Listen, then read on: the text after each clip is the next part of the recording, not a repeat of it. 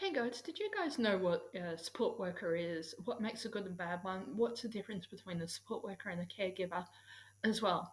So, guys, hi, welcome back to the channel. I'm Andrea. I talk about the NDIS, disability, and generally life. And so, guys, let's jump into it. And this is a video I've done a couple of times, but as I've experienced things and worked with things, I find that like anyone with an open mind, my mind grows, my mind expands, and I change my opinion on things. And so, just for those of you who are scratching your head going, I don't know what a support worker is, well done, thank you for finding the channel. So, guys, a support worker is someone who looks after someone with a disability. The difference between a support worker and a caregiver is a caregiver will take on a lot more of what are considered traditionally feminine roles in a household. So, your cleaning, your washing up, your meal preparation for someone who can't do them for themselves.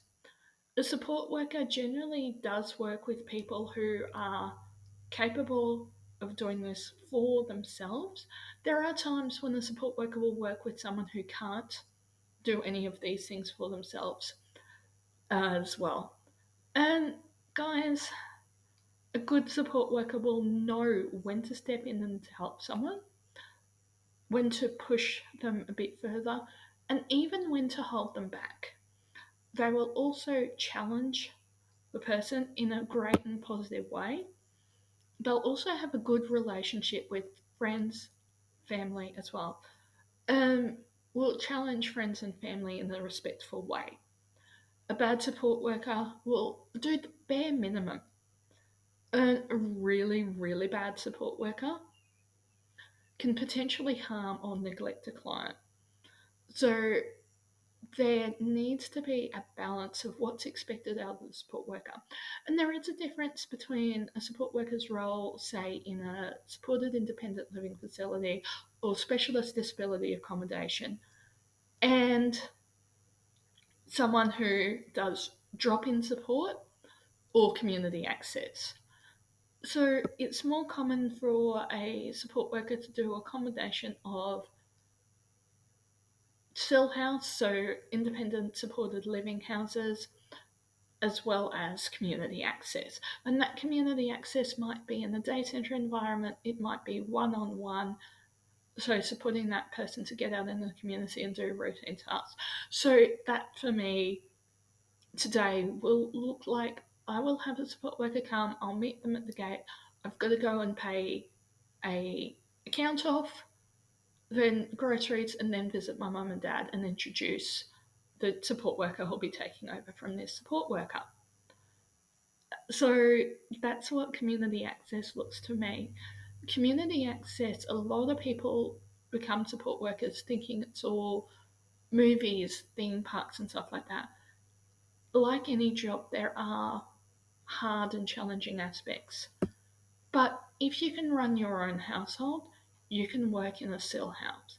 There is a lot of paperwork and training that you might need to do, but trust me, it's definitely worth it as well. So, and this is the other one, that the difference between a support worker and a caregiver is a very finite one.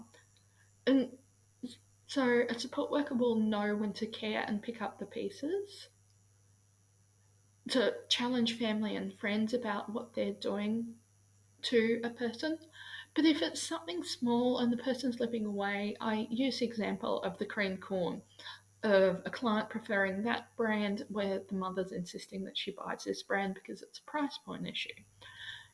If the mother was the guardian of that person or the financial trustee, this needs to be taken into account. But if that client is capable of making her own decisions, that's her own decision to make what she's going to put into her body. And a direct caregiver will also do a lot more personal care tasks. So personal care in disability sector is showering, toileting, changing bedding, and feeding. And sometimes feeding can look very different from what a support worker does, which is traditionally meal prep and cooking. So, meal prep and cooking would be going to the fridge, working out what's gone off, working out what meals they can make, what ingredients are in the house, what are the budgets for the clients.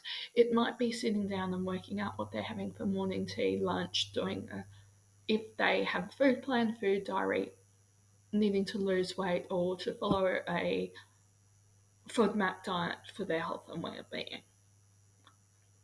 So we see where we're getting at with that one. But that's meal prep, and then cooking those meals as you go along while involving the client. The biggest difference between a support worker and a direct caregiver would be the involvement that they have in the client. A caregiver is much, much more involved in the client's life and helping them with those personal care tasks. And that might be showering, lifting, as well as doing much, much more of the housework. Um, it might also get to the point that the person caring for the person needs a professional cleaner, and this is something I would encourage people to look into. That if you are tired and fatigued and have only drop-in support if you're living independently, is to look and ask. The worst thing the NDIS can say is no. And guys, this is the start of decoding and me going a lot deeper into these topics. Hey guys, if you're liking the content that I'm doing, if you can, please like, share, subscribe. It really does help me to be seen by the algorithm and the channel. I do also have a Patreon as well, if you're so inclined as well.